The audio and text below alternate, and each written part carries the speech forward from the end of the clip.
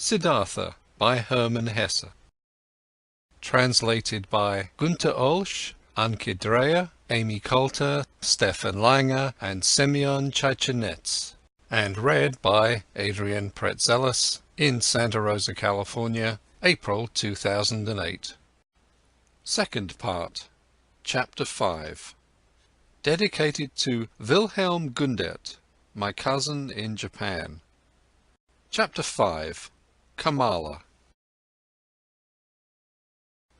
Siddhartha learned something new on every step of his path, for the world was transformed, and his heart was enchanted. He saw the sun rising over the mountains with their forests, and setting over the distant beach with its palm trees. At night he saw the stars in the sky, in their fixed positions, and the crescent of the moon floating like a boat in the blue. He saw trees, stars, animals, clouds, rainbows, rocks, herbs, flowers, stream and river, the glistening dew in the bushes in the morning, distant high mountains which were blue and pale, birds sang and bees, wind silverishly blew through the rice field. All of this, 1,000-fold and colourful, had always been there.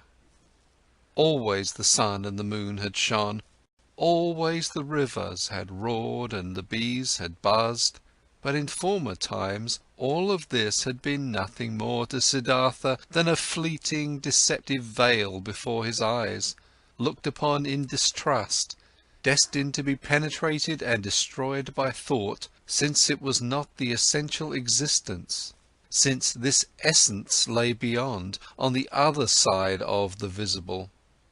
But now his liberated eyes stayed on this side, he saw and became aware of the visible, sought to be at home in this world, did not seek for the true essence, did not aim at a world beyond. Beautiful was this world, looking at it thus, without searching, thus simply, thus childlike. Beautiful were the moon and the stars, beautiful was the stream and the banks, the forest and the rocks, the goat and the gold beetle, the flower and the butterfly. Beautiful and lovely it was thus to walk through the world, thus childlike, thus awoken, thus open to what is near, thus without distrust. Differently the sun burnt the head, differently the shade of the forest cooled him down, differently the stream and the cistern, the pumpkin and the banana tasted. Short were the days, short the nights, every hour sped away like a sail on the sea, and under the sail was a ship of treasures, full of joy. Siddhartha saw a group of apes moving through the high canopy of the forest, high in the branches, and heard their savage, greedy song. Siddhartha saw a male sheep following a female one and mating with her. In a lake of reeds he saw the pike hungrily hunting for its dinner, propelling themselves away from it, in fear, wriggling and sparkling. The young fish jumped in droves out of the water. The scent of strength and passion came forcefully out of the hasty eddies of the water, which the pike stirred up, impetuously hunting. All of this had always existed, and he had not seen it, he had not been with it. Now he was with it, he was part of it. Light and shadow ran through his eyes, stars and moon ran through his heart. On the way, Siddhartha also remembered everything he had experienced in the garden Jetavana, the teaching he had heard there, the divine Buddha, the farewell to Govinda, the conversation with the Exalted One. Again he remembered his own words he had spoken to the Exalted One, every word, and with astonishment he became aware of the fact that There he had said things which he had not really known yet at this time. What he had said to Gautama, the Buddha's treasure and secret, was not the teaching, but the unexpressible and not teachable which he had experienced in the hour of his enlightenment. It was nothing but this very thing, what he now began to experience. Now he had to experience his self. It is true that he had already known for a long time that his self was Atman, in its essence bearing the same eternal characteristics as Brahman. But never had he really found this self, because he had wanted to capture it in the net of thought. With the body definitely not being the self, and not the spectacle of the senses, so it also was not the thought, not the rational mind, not the learned wisdom, not the learned ability to draw conclusions and to develop previous thoughts into new ones. No, this world of thought was also still on this side, and nothing could be achieved by killing the random self of the senses if the random self of the thoughts and learned knowledge was fattened on the other hand. Both the thoughts as well as the senses were pretty things. The ultimate meaning was hidden behind both of them. Both had to be listened to, both had to be played with, both neither had to be scorned nor overestimated. From both, the secret voices of the innermost truth had to be attentively perceived. He wanted to strive for nothing, except for what the voice commanded him to strive for, dwell on nothing, except where the voice would advise him to do so. Why had Gautama, at that time, in the hour of all hours, sat down under the bow tree where the enlightenment hit him? He had heard a voice in his own heart, which had commanded him to seek rest under this tree, and he had neither preferred self-castigation, offerings, ablutions, nor prayer, neither food nor drink, neither sleep nor dream. He had obeyed the voice. To obey like this, not to an external command, only to the voice, to be ready like this was good, this was necessary, nothing else was necessary. In the night when he slept in the straw hut of a ferryman by the river, Siddhartha had a dream. Govinda was standing in front of him, dressed in the yellow robe of an ascetic. Sad was how Govinda looked like. Sadly he asked, "Why have you forsaken me?" At this he embraced Govinda, wrapped his arms around him, and as he was pulling him close to his chest and kissed him, it was not Govinda any more, but a woman, and a full breast popped out of the woman's dress, at which Siddhartha lay and drank, sweetly and strongly tasted the milk from this breast. It tasted of woman and man, of sun and forest, of animal and flower, of every fruit, of every joyful desire. It intoxicated him and rendered him unconscious. When Siddhartha woke up, the pale river shimmered through the door of the hut, and in the forest a dark call of an owl resounded deeply and pleasantly. When the day began, Siddhartha asked his host, the ferryman, to get him across the river. The ferryman got him across the river on his bamboo raft. The wide water shimmered reddishly in the light of the morning. "This is a beautiful river," he said to his companion. "Yes," said the ferryman, "a very beautiful river. I love it more than anything. Often I have listened to it, often I have looked into its eyes, and always I have learned from it. Much can be learned from a river." "I thank you, my benefactor," spoke Siddhartha, disembarking on the other side of the river. "I have no gift I could give you for your hospitality, my dear, and also no payment for your work. I am a man without a home, a son of a Brahmin and a Samana." "I did see it," spoke the ferryman, "and I haven't expected any payment from you, and no gifts, which would be the custom for guests to bear. You will give me the gift another time." "Do you think so?" asked Siddhartha amusedly. "Surely. This too I have learned from the river. Everything is coming back. You too, Samana, will come back. Now, farewell. Let your friendship be my reward. Commemorate me when you'll make your offerings to the gods." Smiling, they parted. Smiling, Siddhartha was happy about the friendship and the kindness of the ferryman. "He is like Govinda," he thought with a smile. "All I meet on my path are like Govinda.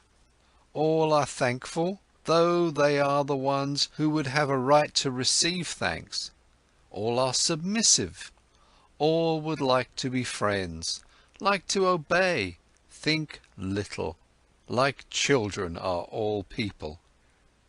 At about noon, he came through a village.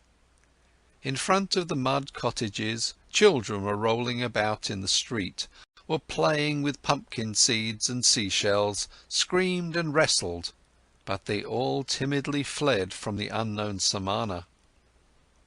In the end of the village, the path led through a stream, and by the side of the stream a young woman was kneeling and washing clothes. When Siddhartha greeted her, she lifted her head and looked up to him with a smile, so that he saw the white in her eyes glistening. He called out a blessing to her, as is the custom among travellers, and asked how far he still had to go to reach the large city. Then she got up and came to him. Beautifully her wet mouth was shimmering in her young face. She exchanged humorous banter with him, asked whether he had eaten already, and whether it was true that the Samanas slept alone in the forest at night and were not allowed to have any women with them. While talking, she put her left foot on his right one and made a movement as a woman does, who would want to initiate that kind of sexual pleasure with a man which the textbooks call climbing a tree. Siddhartha felt his blood heating up, and since in this moment he had to think of his dream again, he bent slightly down to the woman and kissed with his lips the brown nipple of her breast. Looking up, he saw her face smiling, full of lust, and her eyes with contracted pupils, begging with desire. Siddhartha also felt desire, and felt the source of his sexuality moving.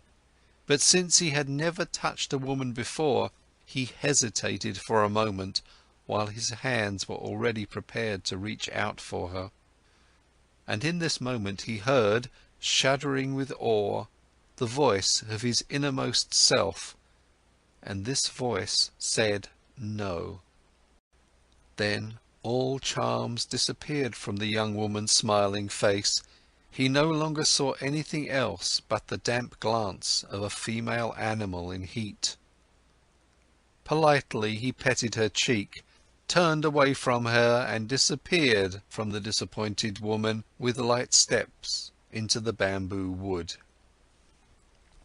On this day he reached the large city before the evening and was happy, for he felt the need to be among people. For a long time he had lived in the forest, and the straw hut of the ferryman, in which he had slept that night, had been the first roof for a long time he had had over his head. Before the city, in a beautifully fenced grove, the traveller came across a small group of servants, both male and female, carrying baskets. In their midst, carried by 4 servants in an ornamental sedan chair, sat a woman, the mistress, on red pillows under a colourful canopy. Siddhartha stopped at the entrance to the pleasure garden and watched the parade, saw the servants, the maids, the baskets, saw the sedan chair, and saw the lady in it. Under black hair, which made to tower high on her head, he saw a very fair, very delicate, very smart face, a brightly red mouth like a freshly cracked fig, eyebrows which were well tended and painted in a high arch, smart and watchful dark eyes, a clear, tall neck rising from a green and golden garment, resting fair hands, long and thin, with wide golden bracelets over the wrists. Siddhartha saw how beautiful she was, and his heart rejoiced. He bowed deeply when the sedan chair came closer, and straightening up again, he looked at the fair, charming face, read for a moment in the smart eyes with the high arcs above, breathed in a slight fragrance he did not know. With a smile, the beautiful woman nodded for a moment and disappeared into the grove, and then the servant as well. Thus I am entering this city, Siddhartha thought, with a charming omen. He instantly felt drawn into the grove, and he thought about it, and only now he became aware of how the servants and maids had looked at him at the entrance, how despicable, how distrustful, how rejecting. I am still a Samana, he thought. I am still an ascetic and beggar. I must not remain like this. I will not be able to enter the grove like this. And he laughed. The next person who came along this path, he asked about the grove and for the name of the woman, and was told that this was the grove of Kamala, the famous courtesan, and that, aside from the grove, she owned a house in the city. Then he entered the city. Now he had a goal. Pursuing his goal, he allowed the city to suck him in, drifted through the flow of the streets, stood still on the squares, rested on the stairs of stone by the river. When the evening came, he made friends with a barber's assistant, whom he had seen working in the shade of an arch in a building, whom he had found again praying in a temple of Vishnu, whom he had told about stories of Vishnu and the Lakshmi. Among the boats by the river he slept this night, and early in the morning, before the first customers came into his shop, he had the barber's assistant shave his beard and cut his hair, comb his hair and anoint it with fine oil. Then he went to take his bath in the river. When, late in the afternoon, beautiful Kamala approached her grove in her sedan chair, Siddhartha was standing at the entrance, made a bow, and received the courtesan's greeting. But that servant who walked at the very end of her train, he motioned to him and asked him to inform his mistress that a young Brahmin would wish to talk to her. After a while the servant returned, asked him, who had been waiting, to follow him, conducted him, who was following him, without a word into a pavilion where Kamala was lying on a couch, and left him alone with her. "Weren't you already standing out there yesterday, greeting me?" asked Kamala. "It's true that I've already seen and greeted you yesterday." "And didn't you yesterday wear a beard and long hair, and dust in your hair?" "You have observed well. You have seen everything. You have seen Siddhartha, the son of a Brahmin, who has left his home to become a Samana, and who has been a Samana for 3 years. But now I have left that path and came into this city, and the first one I met, even before I had entered the city, was you. To say this, I have come to you, O Kamala. You are the first woman whom Siddhartha is not addressing with his eyes turned to the ground. Never again I want to turn my eyes to the ground when I am coming across a beautiful woman." Kamala smiled and played with her fan of peacock's feathers, and asked, "And only to tell me this, Siddhartha has come to me?" "To tell you this, and to thank you for being so beautiful. And if it doesn't displease you, Kamala, I would like to ask you to be my friend and teacher, for I know nothing yet of that art which you have mastered in the highest degree." At this, Kamala laughed aloud. "Never before this has happened to me, my friend, that a Samana from the forest came to me and wanted to learn from me. Never before this has happened to me, that a Samana came to me with long hair and an old torn loincloth. Many young men come to me, and there are also sons of Brahmins among them, but they come in beautiful clothes. They come in fine shoes, they have perfume in their hair and money in their pouches. This is, O Samana, how the young men are like who come to me." Quoth Siddhartha, "Already I am starting to learn from you. Even yesterday I was already learning. I have already taken off my beard, have combed the hair, have oil in my hair. There is little which is still missing in me, O excellent one. Fine clothes, fine shoes, money in my pouch. You shall know, Siddhartha has set harder goals for himself than such trifles, and he has reached them. How shouldn't I reach that goal, which I have set for myself yesterday? To be your friend, and to learn the joys of love from you. You'll see that I'll learn quickly, Kamala. I have already learned harder things than what you're supposed to teach me. And now, let's get to it. You aren't satisfied with Siddhartha as he is, with oil in his hair, but without clothes, without shoes, without money." Laughing, Kamala exclaimed, "No, my dear, he doesn't satisfy me yet.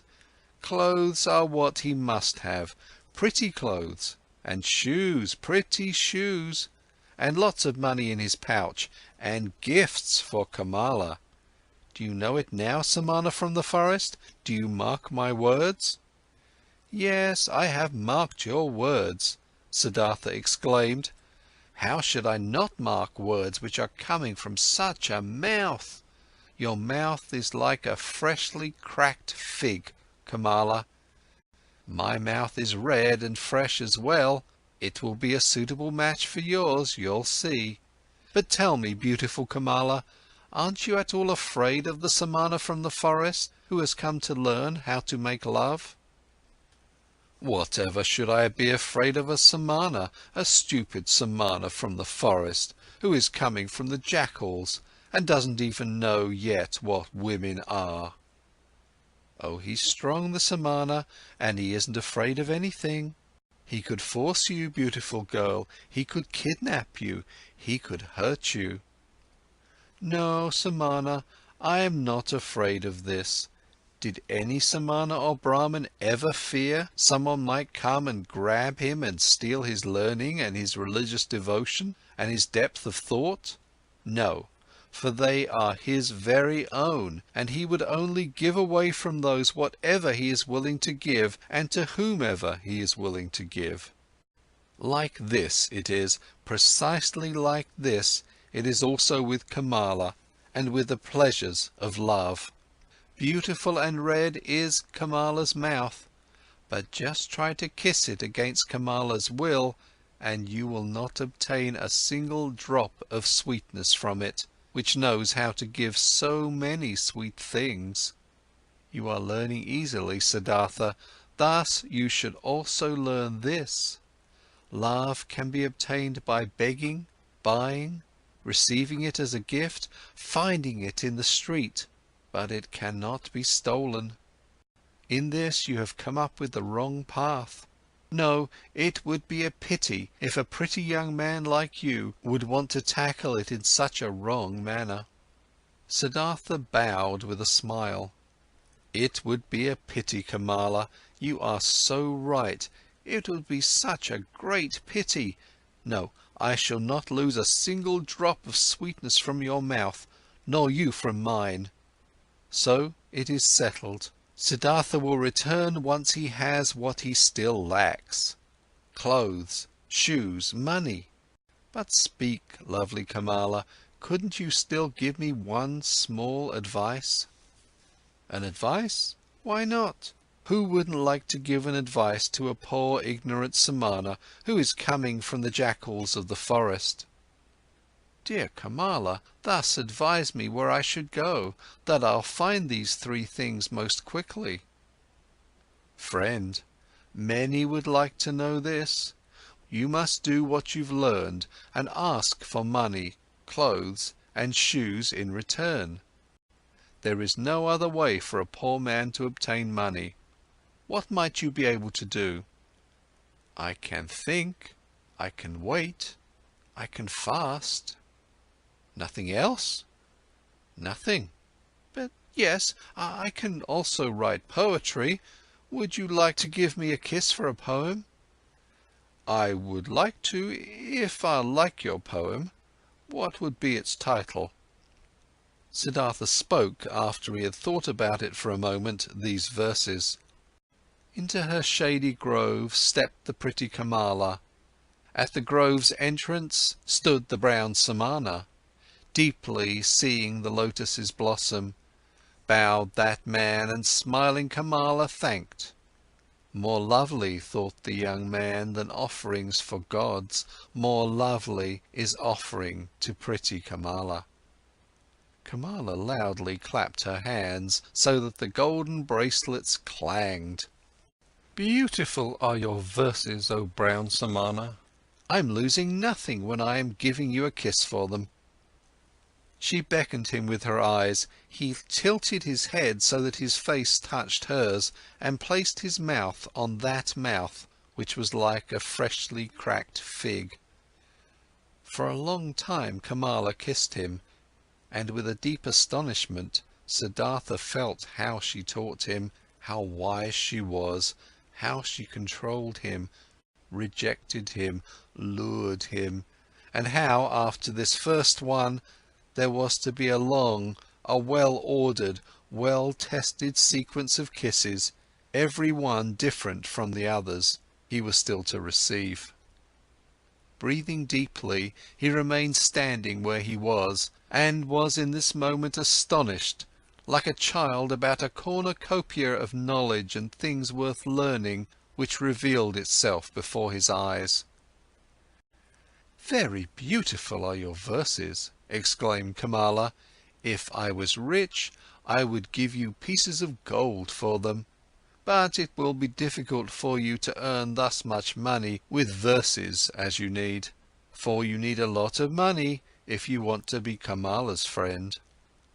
The way you're able to kiss, Kamala, stammered Siddhartha. Yes, this I am able to do. Therefore I do not lack clothes, shoes, bracelets, and all beautiful things. But what will become of you? Aren't you able to do anything else but thinking, fasting, making poetry? I also know the sacrificial songs, said Siddhartha, but I do not want to sing them any more. I also know magic spells, but I do not want to speak them any more. I have read the scriptures. Stop, Kamala interrupted him. You're able to read and write? Certainly I can do this. Many people can do this. Most people can't. I also can't do it. It is very good that you're able to read and write. Very good. You will also still find use for the magic spells. In this moment a maid came running in and whispered a message into her mistress's ear. There's a visitor for me, exclaimed Kamala. Hurry and get yourself away, Siddhartha. Nobody may see you in here. Remember this. Tomorrow I'll see you again. But to the maid she gave the order to give the pious Brahmin white upper garments. Without fully understanding what was happening to him, Siddhartha found himself being dragged away by the maid, brought into a garden house avoiding the direct path, being given upper garments as a gift, led into the bushes and urgently admonished to get himself out of the grove as soon as possible without being seen. Contentedly he did as he had been told. Being accustomed to the forest, he managed to get out of the grove and over the hedge without making a sound. Contentedly he returned to the city, carrying the rolled up garments under his arm. At the inn where travellers stay, he positioned himself by the door. Without words he asked for food. Without a word he accepted a piece of rice cake. Perhaps as soon as tomorrow, he thought, I will ask no one for food any more. Suddenly pride flared up in him. He was a samana no more. It was no longer becoming to him to beg. He gave the rice cake to a dog and remained without food. Simple is the life which people lead in this world here, thought Siddhartha. It presents no difficulties. Everything was difficult, toilsome and ultimately hopeless when I was still a samana. Now everything is easy, easy like that lessons in kissing which Kamala is giving me. I need clothes and money, nothing else. This is a small near goal. They won't make a person lose any sleep. He had already discovered Kamala's house in the city long before. There he turned up the following day. Things are working out well, she called out to him. They are expecting you at Kamaswami's. He is the richest merchant of the city. If he'll like you, he'll accept you into his service.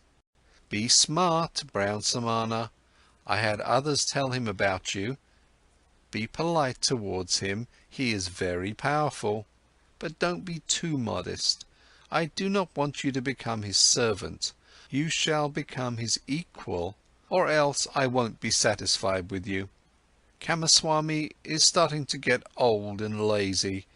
If he'll like you, he'll entrust you with a lot. Siddhartha thanked her and laughed, and when she found out that he had not eaten anything yesterday and today, she sent for bread and fruits and treated him to it. You've been lucky, she said when they parted. I'm opening one door after another for you. How come? Do you have a spell? Siddhartha said, yesterday I told you I knew how to think, to wait and to fast. And you thought this was of no use. But it is useful for many things, Kamala. You'll see. You'll see that the stupid samanas are learning and able to do many pretty things in the forest, which the likes of you aren't capable of.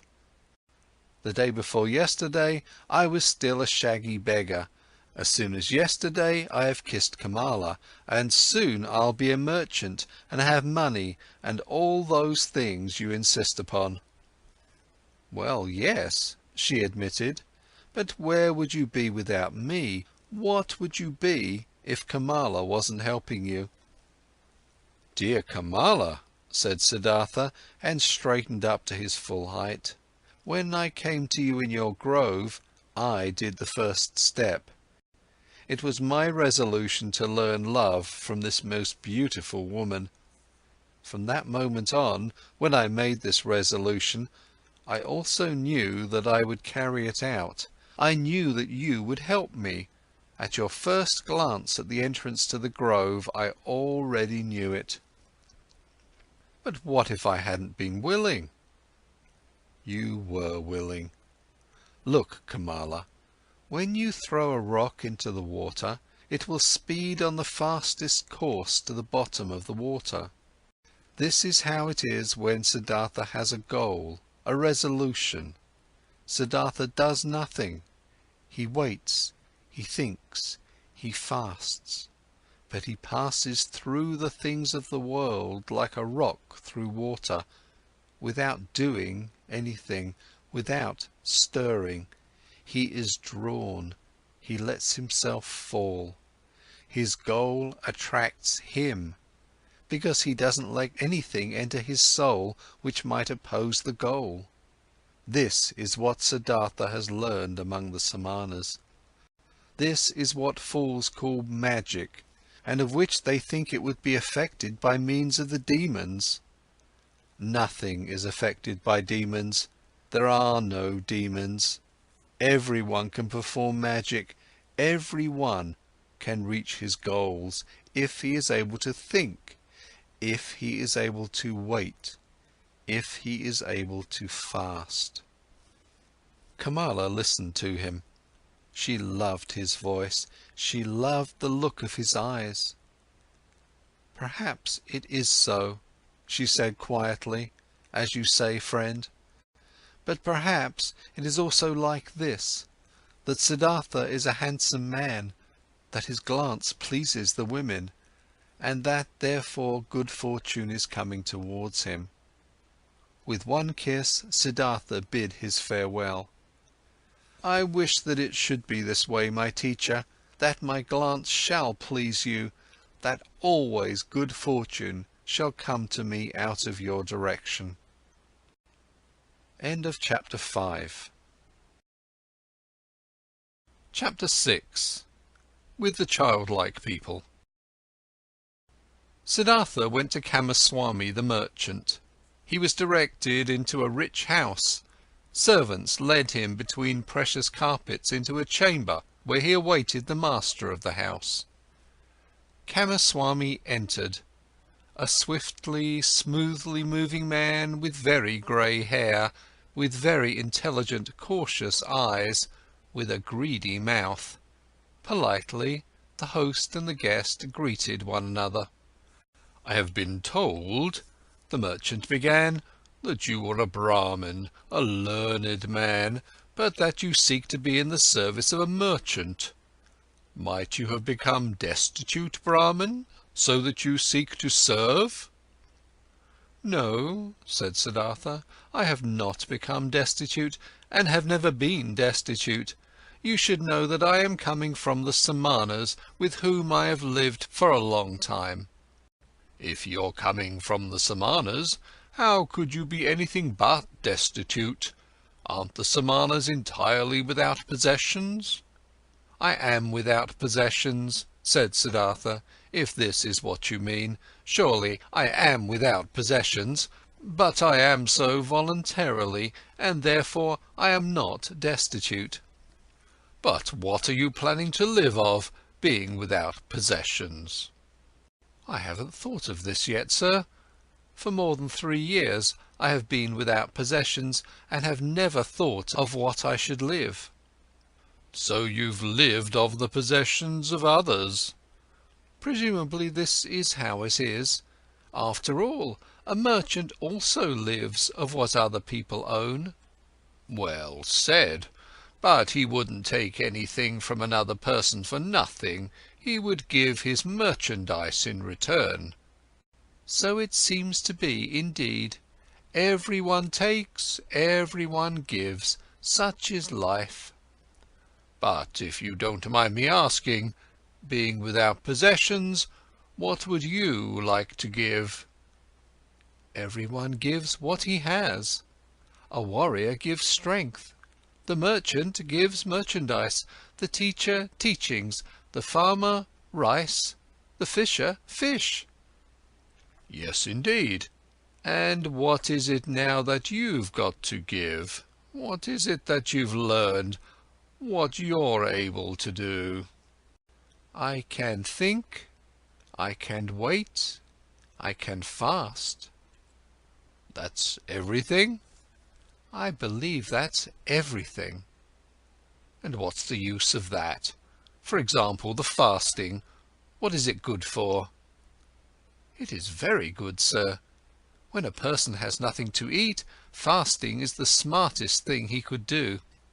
When, for example, Siddhartha hadn't learned to fast, he would have to accept any kind of service before this day is up, whether it may be with you or wherever, because hunger would force him to do so. But like this, Siddhartha can wait calmly. He knows no impatience. He knows no emergency. For a long time he can allow hunger to besiege him, and can laugh about it. This, sir, is what fasting is good for. You're right, Samana. Wait for a moment. Kamaswami left the room and returned with a scroll which he handed to his guest, while asking, "Can you read this?" Siddhartha looked at the scroll, on which a sales contract had been written down, and began to read out its contents. "Excellent," said Kamaswami. "And would you write something for me on this piece of paper?" He handed him a piece of paper and a pen, and Siddhartha wrote and returned the paper. Kamaswami read, "Writing is good, thinking is better, being smart is good, being patient is better." "It is excellent how you're able to write," the merchant praised him. "Many a thing we will still have to discuss with one another. For today I'm asking you to be my guest and to live in this house." Siddhartha thanked and accepted, and lived in the dealer's house from now on. Clothes were brought to him, and shoes, and every day a servant prepared a bath for him. Twice a day a plentiful meal was served, but Siddhartha only ate once a day, and ate neither meat nor did he drink wine. Kamaswami told him about his trade, showed him the merchandise and storage rooms, showed him calculations. Siddhartha got to know many new things. He heard a lot and spoke little. And thinking of Kamala's words, he was never subservient to the merchant, forced him to treat him as an equal, yes, even more than an equal. Kamaswami conducted his business with care and often with passion, but Siddhartha looked upon all this as if it was a game, the rules of which he tried hard to learn precisely, but the contents of which did not touch his heart. He was not in Kamaswami's house for long when he already took part in his landlord's business. But daily, at the hour appointed by her, he visited beautiful Kamala, wearing pretty clothes, fine shoes, and soon he brought her gifts as well. Much he learned from her red, smart mouth. Much he learned from her tender, supple hand. Him, who was regarding love still a boy, and had a tendency to plunge blindly and insatiably into lust, like into a bottomless pit, him she taught thoroughly, starting from the basics, about that school of thought which teaches that pleasure cannot be taken without giving pleasure, and that every gesture, every caress, every touch, every look, every spot of the body, however small it was, had its secret, which would bring happiness to those who knew about it and unleash it. She taught him that lovers must not part from one another after celebrating love, without one admiring the other, without being just as defeated as they have been victorious, so that with none of them should start feeling fed up or bored, or get that evil feeling of having abused or having been abused. Wonderful hours he spent with the beautiful and smart artist, became her student, her lover, her friend. Here with Kamala was the worth and purpose of his present life, knit with the business of Kamaswami. The merchant passed to duties of writing important letters and contracts onto him, and got into the habit of discussing all important affairs with him. He soon saw that Siddhartha knew little about rice and wool, shipping and trade, but that he acted in a fortunate manner, and that Siddhartha surpassed him, the merchant, in calmness and equanimity, and in the art of listening and deeply understanding previously unknown people. "This Brahmin," he said to a friend, "is no proper merchant, and will never be one. There is never any passion in his soul when he conducts our business, but he has that mysterious quality of those people to whom success comes all by itself. Whether this may be a good star of his birth, magic or something he has learned among Samanas. He always seems to be merely playing with our business affairs. They never fully become a part of him. They never rule over him. He is never afraid of failure. He is never upset by a loss.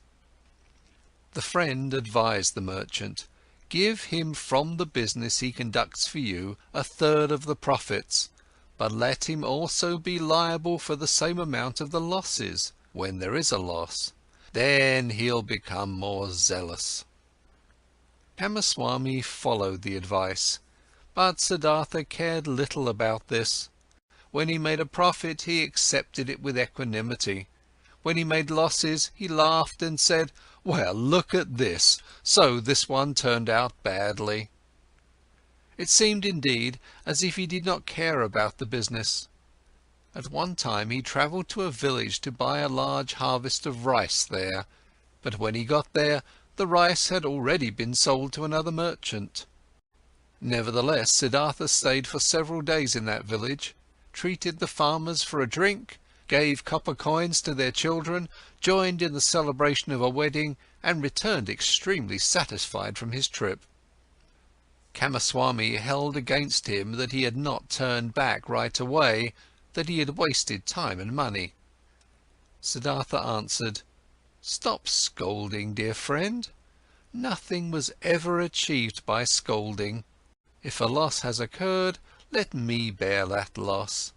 I am very satisfied with this trip. I have gotten to know many kinds of people. A Brahmin has become my friend. Children have sat on my knees. Farmers have shown me their fields. Nobody knew that I was a merchant." "That's all very nice," exclaimed Kamaswami indignantly, "but in fact you are a merchant after all, one ought to think. Or might you have only travelled for your amusement?" "Surely," Siddhartha laughed, "surely I have travelled for my amusement. For what else? I have gotten to know people and places. I have received kindness and trust. I have found friendship. Look, my dear, if I had been Kamaswami, I would have travelled back, been annoyed and in a hurry, as soon as I had seen that my purchase had been rendered impossible, and time and money would indeed have been lost. But like this, I've had a few good days. I've learned, had joy. I've neither harmed myself nor others by annoyance and hastiness. And if I'll ever return there again, perhaps to buy an upcoming harvest, or for whatever purpose it might be, friendly people will receive me in a friendly and happy manner, and I will praise myself for not showing any hurry and displeasure at that time. So leave it as it is, my friend, and don't harm yourself by scolding. If the day will come when you will see, this Siddhartha is harming me, then speak a word, and Siddhartha will go on his own path. But until then, let's be satisfied with one another." Futile were also the merchant's attempts to convince Siddhartha that he should eat his bread. Siddhartha ate his own bread, or rather they both ate other people's bread, all people's bread. Siddhartha never listened to Kamaswami's worries, and Kamaswami had many worries. Whether there was a business deal going on which was in danger of failing, or whether a shipment of merchandise seemed to have been lost, or a debtor seemed to be unable to pay, Kamaswami could never convince his partner that it would be useful to utter a few words of worry or anger, to have wrinkles on the forehead, to sleep badly. When, one day, Kamaswami held against him that he had learned everything he knew from him, he replied, "Would you please not kid me with such jokes? What I've learned from you is how much a basket of fish costs, and how much interests can be charged on loaned money. These are your areas of expertise. I haven't learned to think from you, my dear Kamaswami. You ought to be the one seeking to learn from me." Indeed, his soul was not with the trade. The business was good enough to provide him with the money for Kamala, and it earned him much more than he needed. Besides from this, Siddhartha's interest and curiosity was only concerned with the people whose businesses, crafts, worries, pleasures, and acts of foolishness used to be as alien and distant to him as the moon. However easily he succeeded in talking to all of them, in living with all of them, in learning from all of them, he was still aware that there was something which separated him from them, and this separating factor was him being a samana. He saw mankind going through life in a childlike or animal-like manner, which he loved and also despised at the same time. He saw them toiling, saw them suffering and becoming grey for the sake of things which seemed to him entirely unworthy of this price, for money, for little pleasures, for being slightly honoured. He saw them scolding and insulting each other. He saw them complaining about a pain at which a samana would only smile, and suffering because of deprivations which a samana would not feel.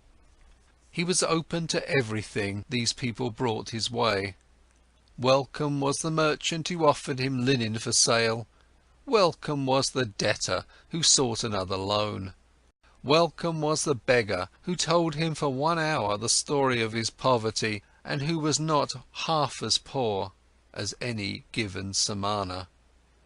He did not treat the rich foreign merchant any different than the servant who shaved him, and the street vendor whom he let cheat him out of some small change when buying bananas. When Kamaswami came to him to complain about his worries or to reproach him concerning his business, he listened curiously and happily, was puzzled by him, tried to understand him, consented that he was a little bit right, only as much as he considered indispensable, and turned away from him towards the next person who would ask for him. And there were many who came to him, many to do business with him, many to cheat him, many to draw some secret out of him, many to appeal to his sympathy, many to get his advice. He gave advice, he pitied, he made gifts, he let them cheat him a bit, and this entire game and the passion with which all people played this game occupied his thoughts just as much as the gods and Brahmins used to occupy them. At times he felt deep in his chest a dying, quiet voice which admonished him quietly, lamented quietly. He hardly perceived it. And then for an hour he became aware of the strange life he was leading, of him doing lots of things which were only a game, of though being happy and feeling joy at times, real life still passing him by and not touching him. As a ball player plays with his balls, he played with his business deals, with the people around him, watched them, found amusement in them. With his heart, with the source of his being, he was not with them. The source ran somewhere, far away from him, ran and ran invisibly, had nothing to do with his life any more. And at several times he suddenly became scared on account of such thoughts, and wished that he would also be gifted with the ability to participate in all of this childlike, naive occupations of the daytime with passion and with his heart, really to live, really to act, really to enjoy and to live, instead of just standing by as a spectator. But again and again he came back to beautiful Kamala, learned the art of love, practiced the cult of lust, in which more than anything else giving and taking becomes one, chatted with her, learned from her, gave her advice, received advice.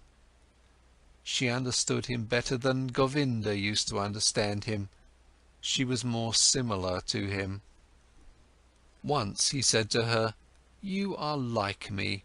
You are different from most people. You are Kamala, nothing else.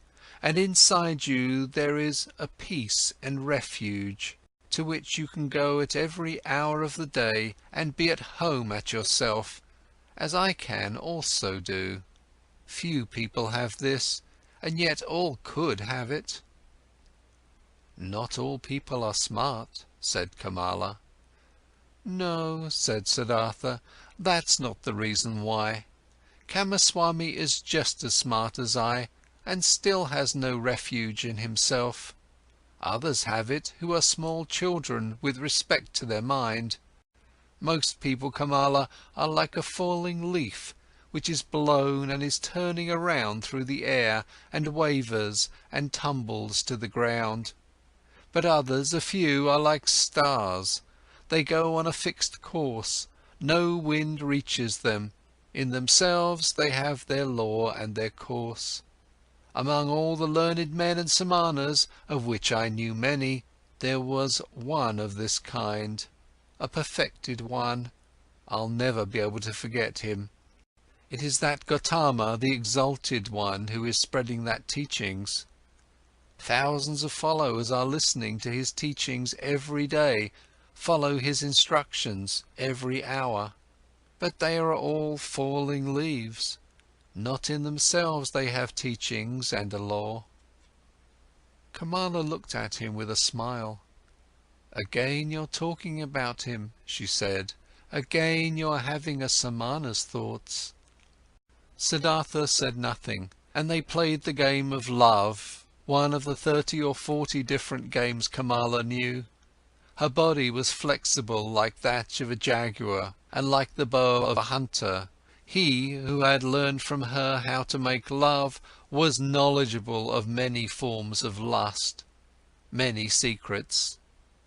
For a long time she played with Siddhartha, enticed him, rejected him, forced him, embraced him, enjoyed his masterful skills, until he was defeated and rested exhausted by her side. The courtesan bent over him, took a long look at his face, at his eyes which had grown tired. "You are the best lover," she said thoughtfully, "I ever saw. You're stronger than others, more supple, more willing. You've learned my art well, Siddhartha. At some time, when I'll be older, I'll want to bear your child. And yet, my dear, you've remained a samana, and yet you do not love me. You love nobody. Isn't it so?" "It might very well be so," Siddhartha said tiredly. "I am like you. You also do not love. How else could you practice love as a craft? Perhaps people of our kind can't love. The childlike people can. That's their secret." End of chapter 6. Chapter 7. Sansara. For a long time Siddhartha had lived the life of the world and of lust, though without being a part of it. His senses, which he had killed off in hot years as a samana, had awoken again. He had tasted riches, had tasted lust, had tasted power. Nevertheless, he had still remained in his heart for a long time a samana. Kamala, being smart, had realized this quite right. It was still the art of thinking, of waiting, of fasting, which guided his life. Still, the people of the world, the childlike people, had remained alien to him, as he was alien to them. Years passed. Surrounded by the good life, Siddhartha hardly felt them fading away. He had become rich. For quite a while he possessed a house of his own and his own servants, and a garden before the city by the river. The people liked him. They came to him whenever they needed money or advice, but there was no one close to him except Kamala. That high, bright state of being awake, which he had experienced that one time at the height of his youth, in those days after Gautama's sermon, after the separation from Govinda, that tense expectation, that proud state of standing alone without teachings and without teachers, that supple willingness to listen to the divine voice in his own heart, had slowly become a memory, had been fleeting. Distant and quiet, the holy source murmured, which used to be near, which used to murmur within himself. Nevertheless, many things he had learned from the Samanas, he had learned from Gautama, he had learned from his father, the Brahman, had remained within him for a long time afterwards. Moderate living, joy of thinking, hours of meditation, secret knowledge of the self and of his eternal entity, which is neither body nor consciousness. Many a part of this he still had, but one part after another had been submerged and had gathered dust. Just as a potter's wheel, once it has been set in motion, will keep on turning for a long time and only slowly lose its vigour and come to a stop, thus Siddhartha's soul had kept on turning the wheel of asceticism, the wheel of thinking, the wheel of differentiation for a long time, still turning, but it turned slowly and hesitantly and was close to coming to a standstill.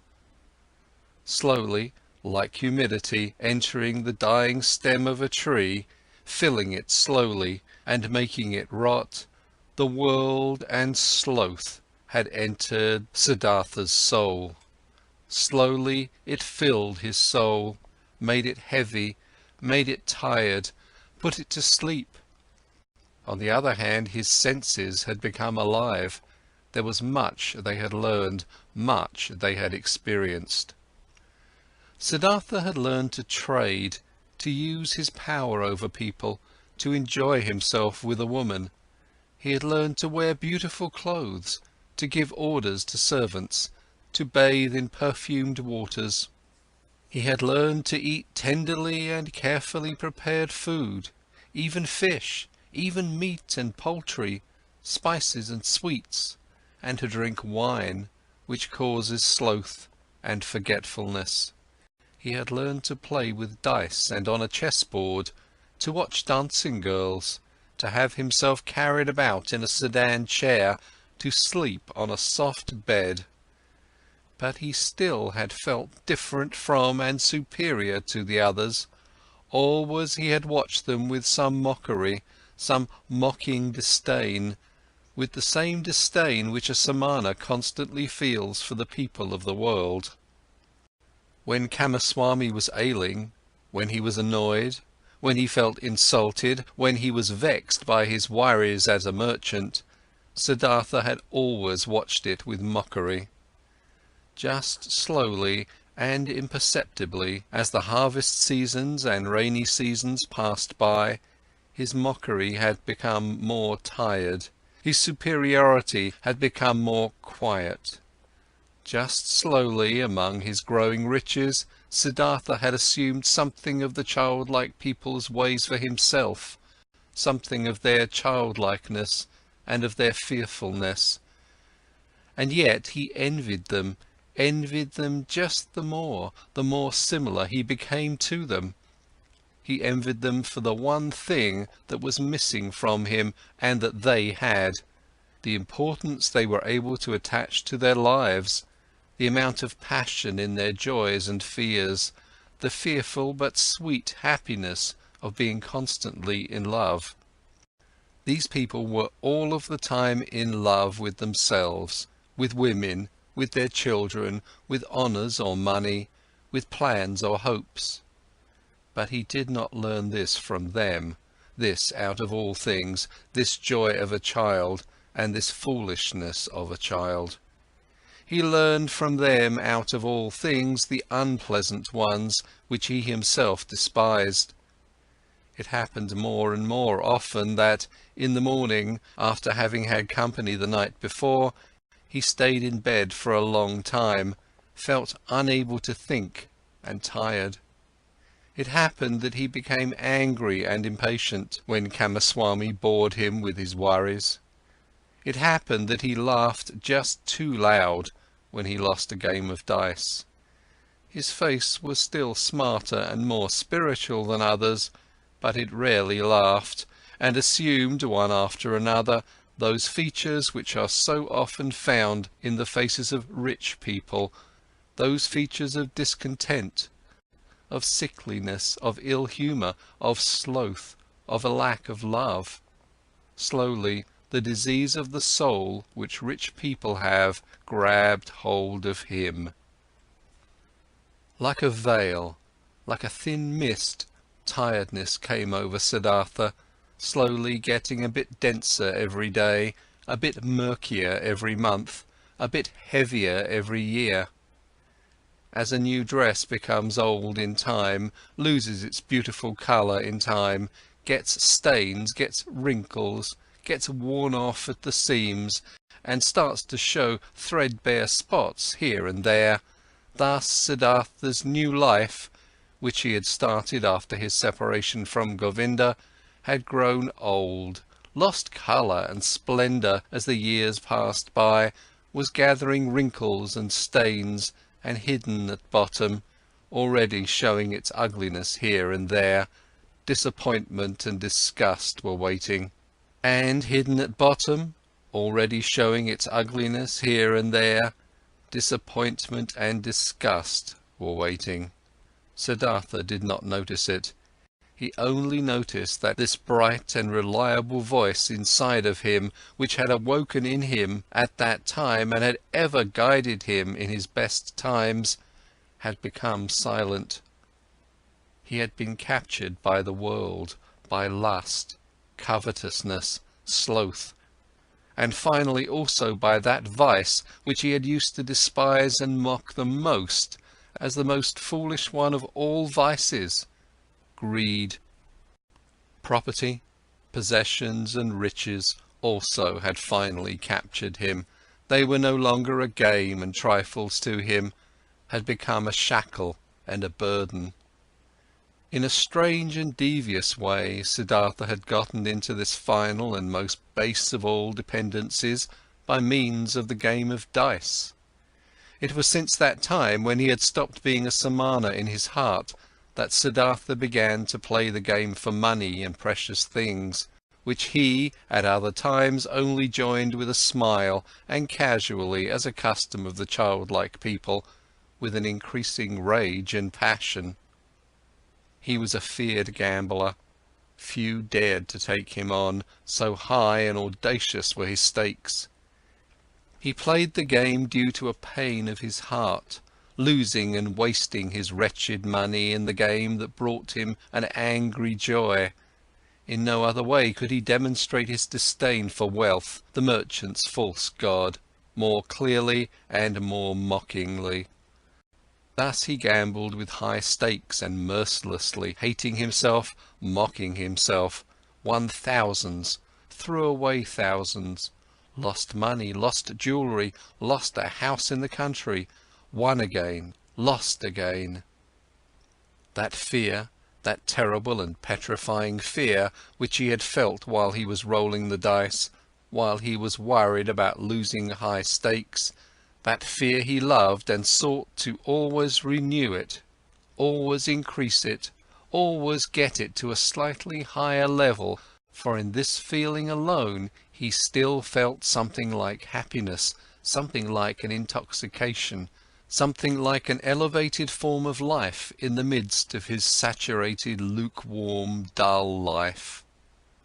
And after each big loss, his mind was set on new riches, pursued the trade more zealously, forced his debtors more strictly to pay, because he wanted to continue gambling, he wanted to continue squandering, continue demonstrating his disdain of wealth.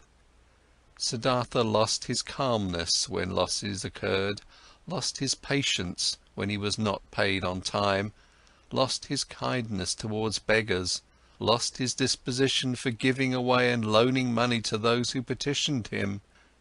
He, who gambled away tens of thousands at one roll of the dice, and laughed at it, became more strict and more petty in his business, occasionally dreaming at night about money. And whenever he woke up from this ugly spell, whenever he found his face in the mirror at the bedroom's wall to have aged and become more ugly, whenever embarrassment and disgust came over him, he continued fleeing, fleeing into a new game, fleeing into a numbing of his mind brought on by sex, by wine, and from there he fled back into the urge to pile up and obtain possessions. In this pointless cycle he ran, growing tired, growing old, growing ill. Then the time came when a dream warned him. He had spent the hours of the evening with Kamala in her beautiful pleasure garden. They had been sitting under the trees talking, and Kamala had said thoughtful words, words behind which a sadness and a tiredness lay hidden. She had asked him to tell her about Gotama, and could not hear enough of him. How clear his eyes, how still and beautiful his mouth, how kind his smile, how peaceful his walk had been. For a long time he had to tell her about the exalted Buddha, and Kamala had sighed and had said, "One day, perhaps soon, I'll also follow that Buddha. I'll give him my pleasure garden for a gift and take my refuge in his teachings." But after this she had aroused him and had tied him to her in the act of making love with painful fervour, biting and in tears, as if once more she wanted to squeeze the last sweet drop out of this vain, fleeting pleasure. Never before it had become so strangely clear to Siddhartha how closely lust was akin to death. Then he had lain by her side, and Kamala's face had been close to him, and under her eyes and next to the corners of her mouth he had, as clearly as never before, read a fearful inscription, an inscription of small lines, of slight grooves, an inscription reminiscent of autumn and old age, just as Siddhartha himself, who was only in his 40s, had already noticed here and there grey hairs among his black ones. Tiredness was written on Kamala's beautiful face, tiredness from walking a long path which has no happy destination, tiredness and the beginning of withering, and concealed, still unsaid, perhaps not even conscious anxiety, fear of old age, fear of the autumn, fear of having to die. With a sigh he had bid his farewell to her, the soul full of reluctance and full of concealed anxiety.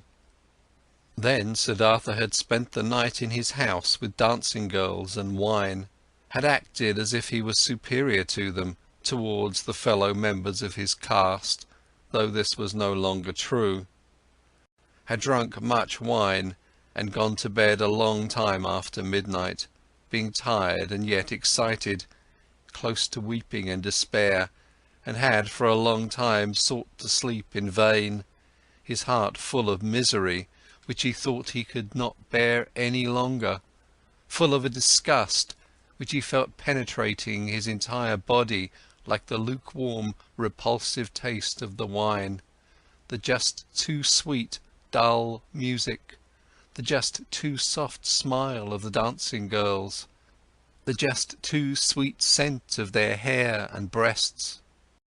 But more than by anything else, he was disgusted by himself, by his perfumed hair, by the smell of wine from his mouth, by the flabby tiredness and listlessness of his skin, like when someone who has eaten and drunk far too much vomits it back up again with agonizing pain, and is nevertheless glad about the relief. Thus this sleepless man wished to free himself of these pleasures, these habits, and all of this pointless life and himself, in an immense burst of disgust. Not until the light of the morning and the beginning of the first activities in the street before his city house, he had slightly fallen asleep, had found for a few moments a half-consciousness, a hint of sleep. In these moments he had a dream. Kamala owned a small, rare, singing bird in a golden cage. Of this bird he dreamt. He dreamt this bird had become mute, who at other times always used to sing in the morning, and since this arose his attention, he stepped in front of the cage and looked inside. There the small bird was dead and lay stiff on the ground. He took it out, weighed it for a moment in his hand, and then threw it away, out in the street. And in the same moment he felt terribly shocked, and his heart hurt, as if he had thrown away from himself all value and everything good by throwing out this dead bird. Starting up from this dream, he felt encompassed by a deep sadness. Worthless, so it seemed to him, worthless and pointless was the way he had been going through life. Nothing which was alive, nothing which was in some way delicious or worth keeping, he had left in his hands. Alone he stood there, and empty like a castaway on the shore. With a gloomy mind, Siddhartha went to the pleasure garden he owned, locked the gate, sat down under a mango tree, felt death in his heart and horror in his chest, sat and sensed how everything died in him, withered in him, came to an end in him. By and by he gathered his thoughts, and in his mind he once again went the entire path of his life, starting with the first days he could remember. When was there ever a time when he had experienced happiness, felt a true bliss? Oh yes, several times he had experienced such a thing. In his years as a boy he has had a taste of it. When he had obtained praise from the Brahmins, he had felt it in his heart. There is a path in front of the one who has distinguished himself in the recitation of the holy verses, in the disputes with the learned ones, as an assistant in the offerings. Then he had felt it in his heart. There is a path in front of you, you are destined for, the gods are awaiting you. And again, as a young man, when the ever-rising, upward-fleeing goal of all thinking had ripped him out of and up from the multitude of those seeking the same goal, when he wrestled in pain for the purpose of Brahman, when every obtained knowledge only kindled new thirst in him, then again he had, in the midst of the thirst, in the midst of the pain, felt this very same thing. Go on, you are called upon. He had heard this voice when he had left his home and had chosen the life of a samana, and again when he had gone away from the samanas to that perfected one, and also when he had gone away from him to the uncertain. For how long had he not heard this voice any more? For how long had he reached no height any more? How even and dull was the manner in which his path had passed through life for many long years, without a high goal, without thirst, without elevation, content with small, lustful pleasures, and yet never satisfied. For all of these many years, without knowing it himself, he had tried hard and long to become a man like those many, like those children.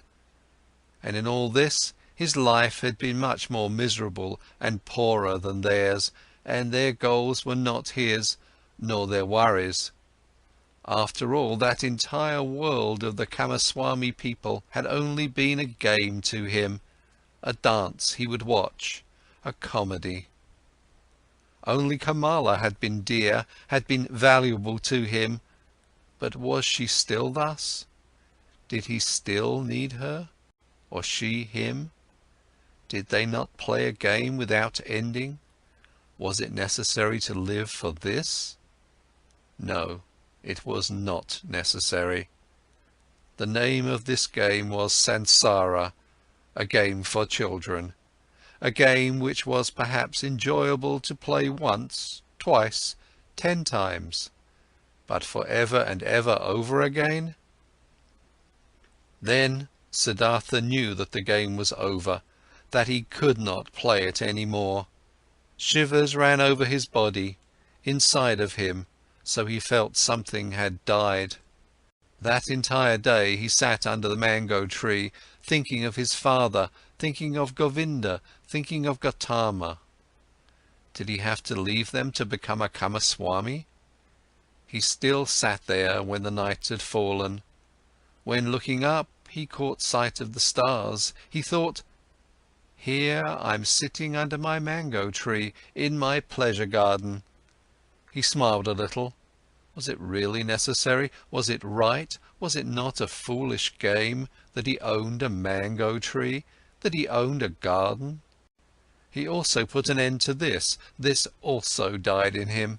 He rose, bid his farewell to the mango tree, his farewell to the pleasure garden. Since he had been without food this day, he felt strong hunger, and thought of his house in the city, of his chamber and bed, of the table with the meals on it. He smiled tiredly, shook himself, and bid his farewell to these things. In the same hour of the night, Siddhartha left his garden, left the city, and never came back. For a long time Kamaswami had people look for him, thinking that he had fallen into the hands of robbers. Kamala had no one look for him. When she was told that Siddhartha had disappeared, she was not astonished. Did she not always expect it? Was he not a samana, a man who was at home nowhere, a pilgrim? And most of all, she had felt this the last time they had been together, and she was happy, in spite of all the pain of the loss, that she had pulled him so affectionately to her heart for this last time, that she had felt one more time to be so completely possessed and penetrated by him. When she received the first news of Siddhartha's disappearance, she went to the window where she held a rare singing bird captive in a golden cage. She opened the door of the cage, took the bird out and let it fly. For a long time she gazed after it, the flying bird. From this day on, she received no more visitors and kept her house locked. But after some time, she became aware that she was pregnant from the last time she was together with Siddhartha. End of chapter 7. Chapter 8. By the River. Siddhartha walked through the forest, was already far from the city, and knew nothing but that one thing, that there was no going back for him, that this life, as he had lived it for many years until now, was over and done away with, and that he had tasted all of it, sucked everything out of it, until he was disgusted with it. Dead was the singing bird he had dreamt of. Dead was the bird in his heart. Deeply he had been entangled in samsara. He had sucked up disgust and death from all sides into his body, like a sponge that sucks up water until it is full. And full he was, full of the feeling of being sick of it, full of misery, full of death. There was nothing left in this world which could have attracted him, given him joy, given him comfort. Passionately he wished to know nothing about himself any more, to have rest, to be dead. If there was only a lightning bolt to strike him dead, if there was only a tiger to devour him, if there was only a wine, a poison which could numb his senses, bring him forgetfulness and sleep, and no awakening from that. Was there still any kind of filth he had not soiled himself with, a sin or foolish act he had not committed, a dreariness of the soul he had not brought upon himself? Was it still at all possible to be alive? Was it possible to breathe in again and again, to breathe out, to feel hunger, to eat again, to sleep with a woman again? Was this cycle not exhausted and brought to a conclusion for him? Siddhartha reached the large river in the forest, the same river over which a long time ago, when he had still been a young man and came from the town of Gautama, the ferryman had conducted him.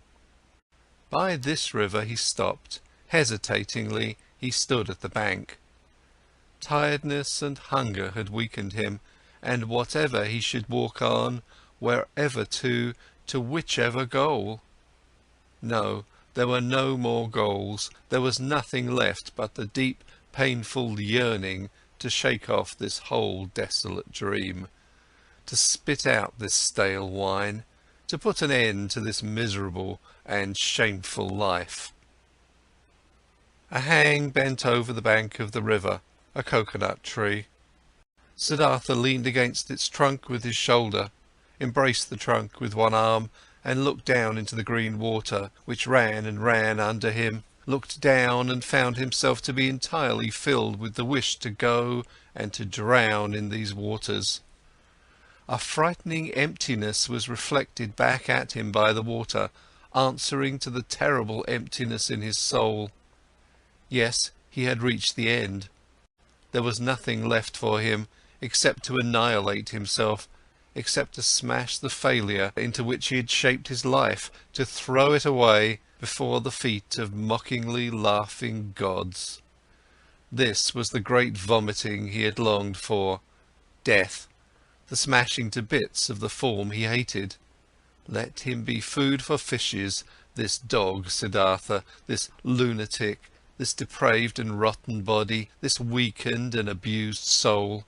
Let him be food for fishes and crocodiles. Let him be chopped to bits by the demons. With a distorted face he stared into the water, saw the reflection of his face and spit at it. In deep tiredness he took his arm away from the trunk of the tree and turned a bit, in order to let himself fall straight down, in order to finally drown. With his eyes closed he slipped towards death. Then, out of remote areas of his soul, out of past times of his now weary life, a sound stirred up.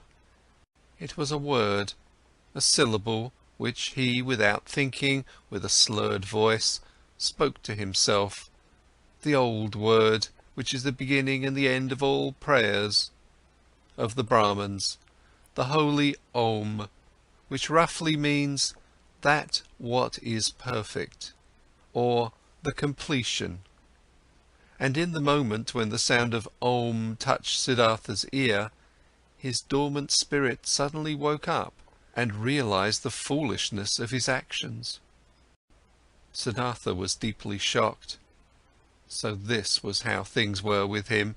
So doomed was he, so much had he lost his way and was forsaken by all knowledge, that he had been able to seek death, that this wish of a child, had been able to grow up in him, to find rest by annihilating his body. What all agony of these recent times, all sobering realizations, all desperation had not brought about, this was brought on by this moment, when the Om entered his consciousness. He became aware of himself in his misery and in his error. Om, he spoke to himself, Om. And again he knew about Brahman, knew about the indestructibility of life, knew about all that is divine, which he had forgotten. But this was only a moment, flash. By the foot of the coconut tree, Siddhartha collapsed, struck down by tiredness, mumbling Om, placed his head on the root of the tree, and fell into a deep sleep. Deep was his sleep, and without dreams. For a long time he had not known such a sleep any more. When he woke up after many hours, he felt as if 10 years had passed. He heard the water quietly flowing, did not know where he was, and who had brought him there, opened his eyes, saw with astonishment that there were trees and the sky above him, and he remembered where he was and how he got there. But it took him a long while for this, and the past seemed to him as if it had been covered by a veil, infinitely distant, infinitely far away, infinitely meaningless. He only knew that his previous life, in the first moment when he thought about it, this past life seemed to him like a very old, previous incarnation, like an early pre-birth of his present self, that this previous life had been abandoned by him, that, full of disgust and wretchedness, he had even intended to throw his life away, but that, by a river, under a coconut tree, he has come to his senses, the holy word Om on his lips, that he had fallen asleep and had now woken up and was looking at the world as a new man. Quietly he spoke the word Om to himself, speaking which he had fallen asleep, and it seemed to him as if his entire long sleep had been nothing but a long meditative recitation of Om, a thinking of Om, a submergence and complete entering into Om, into the nameless, the perfected. What a wonderful sleep had this been! Never before by sleep he had been thus refreshed, thus renewed, thus rejuvenated. Perhaps he had really died, had drowned and was reborn in a new body. But no, he knew himself, he knew his hand and his feet, knew the place where he lay, knew this self in his chest, this Siddhartha, the eccentric, the weird one. But this Siddhartha was nevertheless transformed, was renewed, was strangely well rested, strangely awake, joyful and curious. Siddhartha straightened up. Then he saw a person sitting opposite to him, an unknown man, a monk in a yellow robe with a shaven head, sitting in the position of pondering. He observed the man, who had neither hair on his head nor a beard, and he had not observed him for long when he recognized this monk as Govinda, the friend of his youth, Govinda, who had taken his refuge with the exalted Buddha. Govinda had aged, he too, but still his face bore the same features, expressed zeal, faithfulness, searching, timidness. But when Govinda now, sensing his gaze, opened his eyes and looked at him, Siddhartha saw that Govinda did not recognize him. Govinda was happy to find him awake. Apparently he had been sitting here for a long time and had been waiting for him to wake up, though he did not know him. "I have been sleeping," said Siddhartha. "However did you get here?" "You have been sleeping," answered Govinda. "It is not good to be sleeping in such places, where snakes often are, and the animals of the forest have their paths. I, O sir, am a follower of the exalted Gautama, the Buddha, the Sakyamundi, and have been on a pilgrimage together with several of us on this path, when I saw you lying and sleeping in a place where it is dangerous to sleep. Therefore I sought to wake you up, O sir, and since I saw that your sleep was very deep, I strayed behind from my group and sat with you. And then, so it seems, I have fallen asleep myself, I, who wanted to guard your sleep. Badly I have served you. Tiredness has overwhelmed me, and now that you're awake, let me go catch up with my brothers." "I thank you, Samana, for watching out over my sleep," spoke Siddhartha. "You're friendly, you followers of the Exalted One. Now you may go then." "I'm going, sir. May you, sir, always be in good health." "I thank you, Samana." Govinda made the gesture of a salutation and said, "Farewell." "Farewell, Govinda," said Siddhartha. The monk stopped. "Permit me to ask, sir, from where do you know my name?" Now Siddhartha smiled. "I know you, O Govinda, from your father's hut, and from the school of the Brahmins, and from the offerings, and from our walk to the Samanas, and from that hour when you took your refuge with the Exalted One in the grove Jetavana." "You're Siddhartha!" Govinda exclaimed loudly. "Now I'm recognizing you, and don't comprehend any more how I couldn't recognize you right away. Be welcome, Siddhartha. My joy is great to see you again." "It also gives me joy to see you again. You've been the guard of my sleep. Again, I thank you for this, though I wouldn't have required any guard. Where are you going to, O friend?" "I am going nowhere. We monks are always travelling. Whenever it is not the rainy season, we always move from one place to another, live according to the rules of the teachings passed on to us, accept alms, move on. It is always like this. But you, Siddhartha, where are you going to?" Quoth Siddhartha, "It is as it is with you. I am going nowhere. I'm just travelling. I'm on a pilgrimage." Govinda spoke. "You're saying you're on a pilgrimage, and I believe in you. But forgive me, O Siddhartha, you do not look like a pilgrim.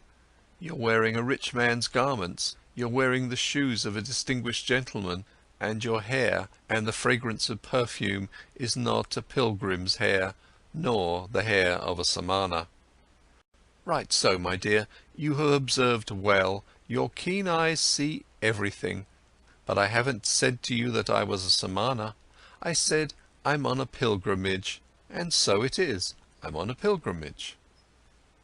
"You're on a pilgrimage," said Govinda, "but few would go on a pilgrimage in such clothes, few in such shoes, few with such hair.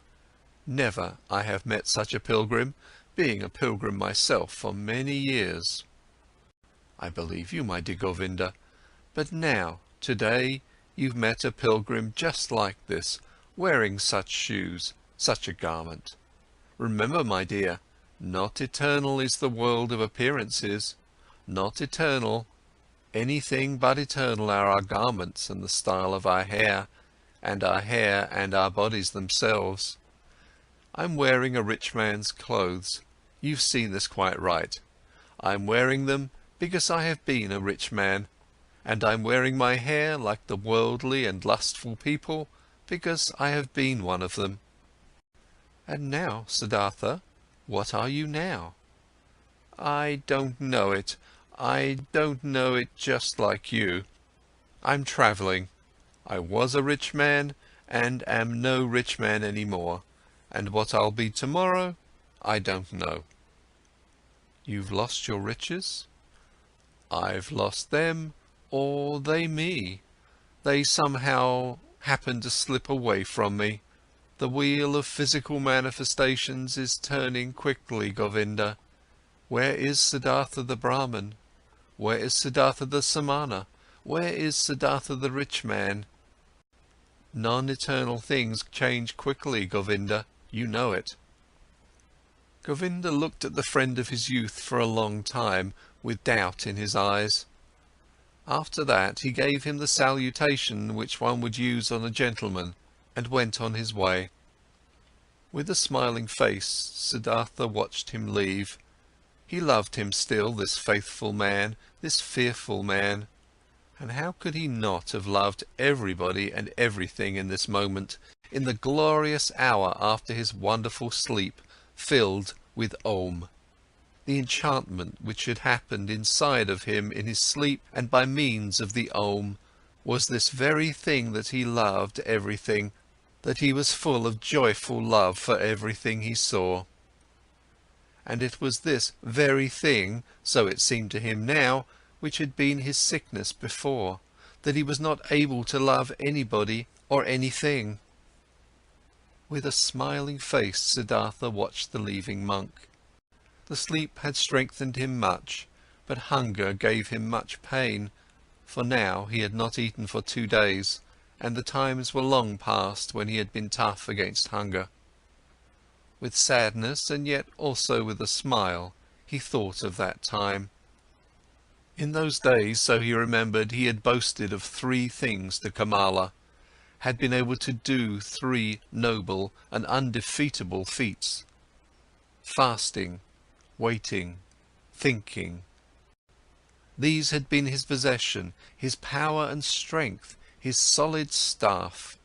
In the busy, laborious years of his youth, he had learned these three feats, nothing else. And now they had abandoned him.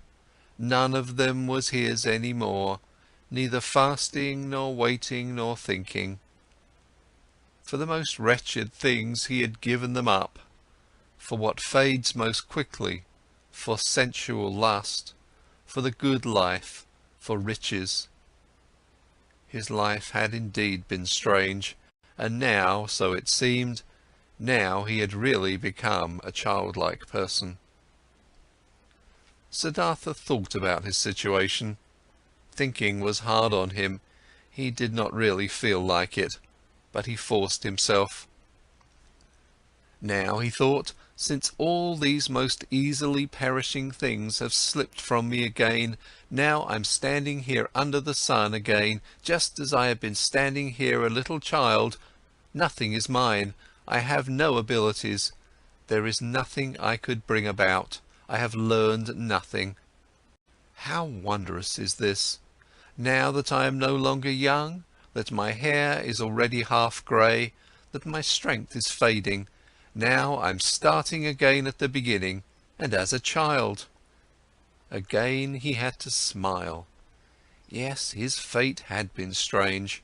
Things were going downhill with him, and now he was again facing the world, void and naked and stupid. But he could not feel sad about this. No, he even felt a great urge to laugh about himself, to laugh about this strange, foolish world. Things are going downhill with you, he said to himself, and laughed about it. And as he was saying it, he happened to glance at the river, and he also saw the river was going downhill, all was moving on downhill, and singing and being happy through it all. He liked this well. Kindly he smiled at the river. Was this not the river in which he had intended to drown himself, in past times, 100 years ago, or had he dreamed this? Wondrous indeed was my life, so he thought, wondrous detours has it taken. As a boy I had only to do with gods and offerings. As a youth I had only to do with asceticism, with thinking and meditation, was searching for Brahman, worshipped the eternal in the Atman. But as a young man I followed the penitents, lived in the forest, suffered of heat and frost, learned to hunger, taught my body to become dead. Wonderfully, soon afterwards, insight came towards me in the form of the great Buddha's teachings. I felt the knowledge of the oneness of the world circling in me like my own blood. But I also had to leave Buddha and the great knowledge. I went and learned the art of love with Kamala, learned trading with Kamaswami, piled up money, wasted money, learned to love my stomach, learned to please my senses. I had to spend many years losing my spirit, to unlearn thinking again, to forget the oneness. Isn't it just as if I had turned, slowly, and on a long detour, from a man into a child, from a thinker into a childlike person? And yet this path has been very good, and yet the bird in my chest has not died. But what a path has this been! I had to pass through so much stupidity, through so much vices, through so many errors, through so much disgust and disappointments and woe, just to become a child again, and to be able to start over. But it was right so, my heart says yes to it, my eyes smile to it.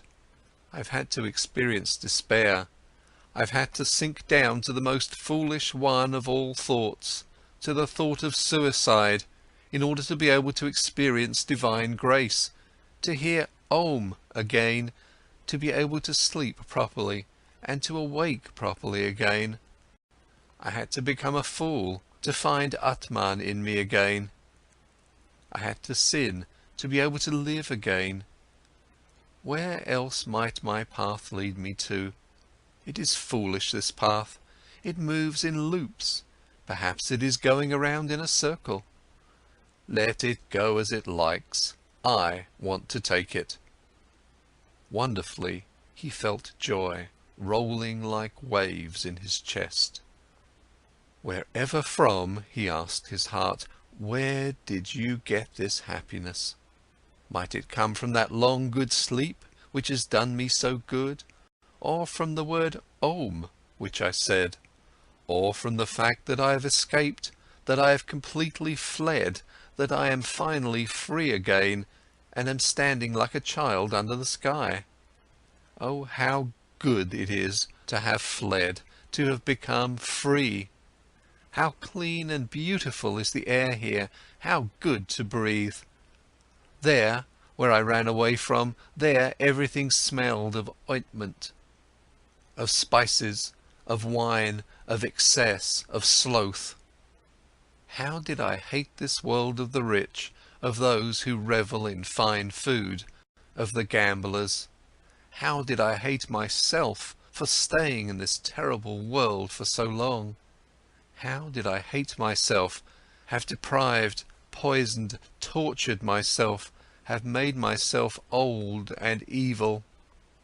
No, never again I will, as I used to like doing so much, delude myself into thinking that Siddhartha was wise.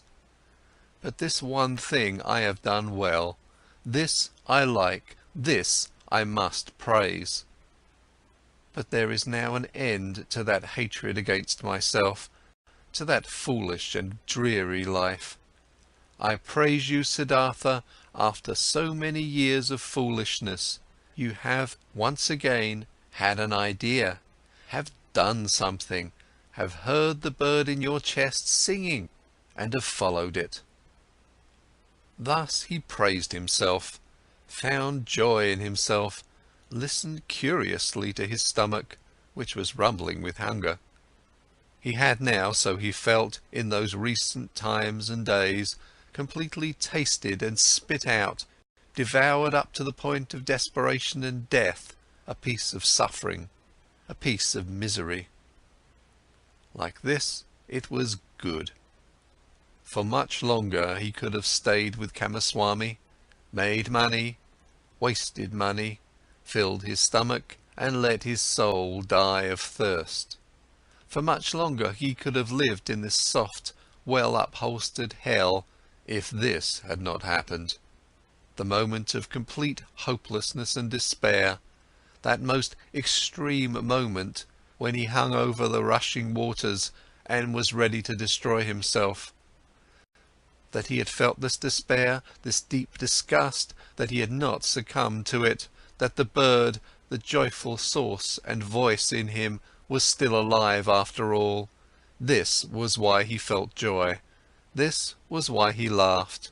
This was why his face was smiling brightly under his hair, which had turned grey. It is good, he thought, to get a taste of everything for oneself which one needs to know. That lust for the world and riches do not belong to the good things I have already learned as a child. I have known it for a long time, but I have experienced only now. And now I know it. Don't just know it in my memory, but in my eyes, in my heart, in my stomach. Good for me to know this. For a long time he pondered his transformation, listened to the bird as it sang for joy. Had not this bird died in him? Had he not felt his death? No, something else from within him had died, something which already for a long time had yearned to die.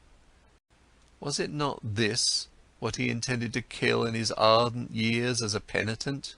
Was it not his self, his small, frightened and proud self he had wrestled with for so many years, which had defeated him again and again, which was back again after every killing, prohibited joy, felt fear?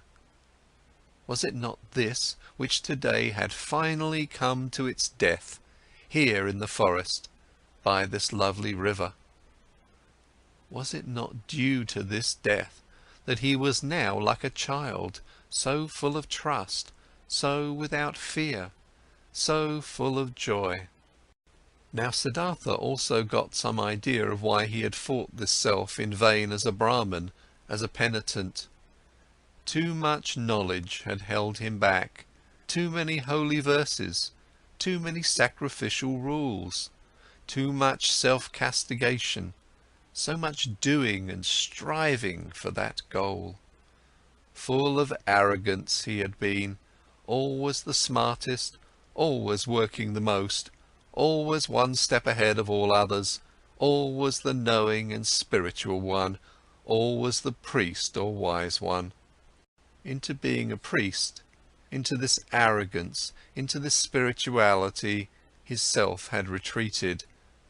There it sat firmly and grew, while he thought he would kill it by fasting and penance.